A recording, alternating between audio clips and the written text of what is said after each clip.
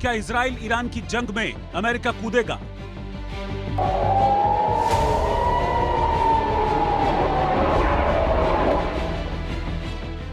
क्या आज रात खामनेई पर ट्रंप का कहर बरपेगा?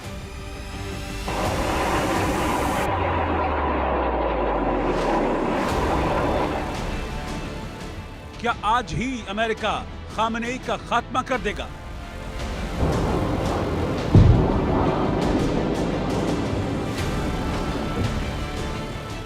क्या अब मिडिल ईस्ट का नक्शा बदलेगा?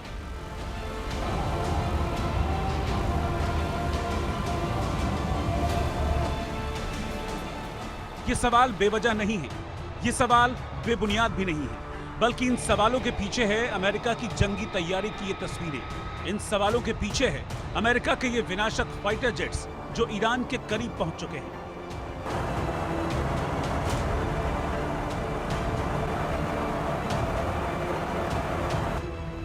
अमेरिका के ये फाइटर जेट और बॉम्बर तब मिडिल ईस्ट पहुंचे जब अमेरिकी राष्ट्रपति ट्रंप ने ईरान को बिना शर्त सरेंडर करने का अल्टीमेटम दिया।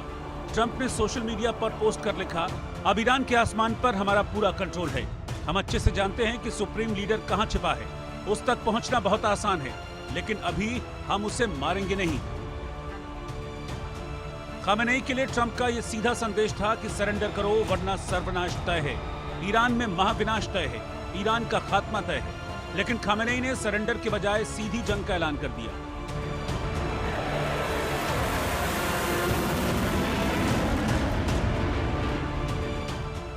ईरान के सर्वोच्च लीडर अयातुल्लाह अली खामेनेई ने ट्रंप की चेतावनी के ठीक बाद सोशल मीडिया पर लिखा, हैदर के नाम पर युद्ध शुरू होता है। हम आतंकी इजराइल को कड़ा जवाब देंगे, उन पर कोई दया नहीं दिखाएंगे।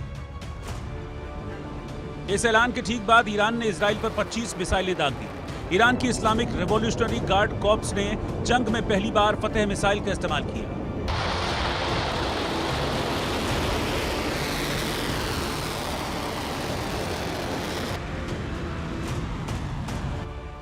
ईरान ने दावा किया कि फतेह मिसाइलों ने इजराइल के एयर डिफेंस सिस्टम को भेद दिया है, इजराइल के सुरक्षित ठिकानों को निशाना बनाया है।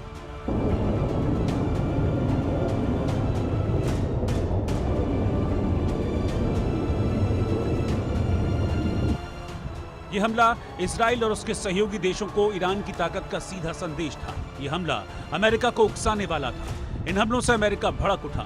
ट्रंप ने ईरान को तबाह करने का प्लान तैयार कर लिया। बताया जा रहा है कि अमेरिकी राष्ट्रपति ट्रंप ने व्हाइट हाउस के सिचुएशन रूम में इजराइल ईरान संघर्ष पर 1 घंटे 20 मिनट तक मीटिंग की। एक अमेरिकी अधिकारी के मुताबिक मीटिंग में ईरान के फोर्डो न्यूक्लियर सेंटर पर हमला करने की चर्चा हुई।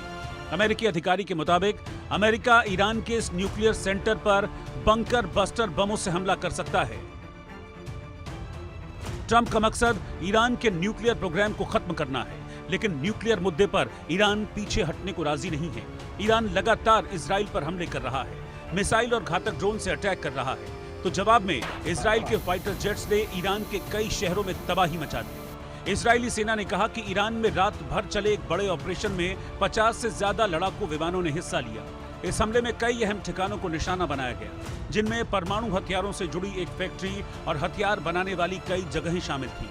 इजरायली सेना के मुताबिक जिन हथियार फैक्ट्रियों को निशाना बनाया गया, वहां मिसाइलों और विमानों को गिराने वाले सिस्टम बनाए जा रहे थे। इन जगहों पर कच्चे माल और जरूरी उपकरण तैयार किए जा रहे थे। इजराइल के इस हमले में ईरान को भारी नुकसान पहुंचा है।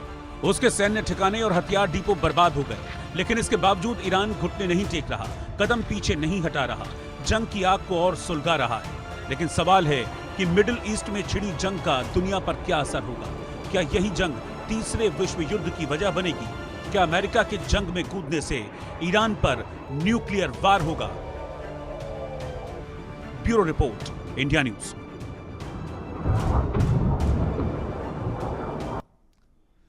जितना सोचा था उससे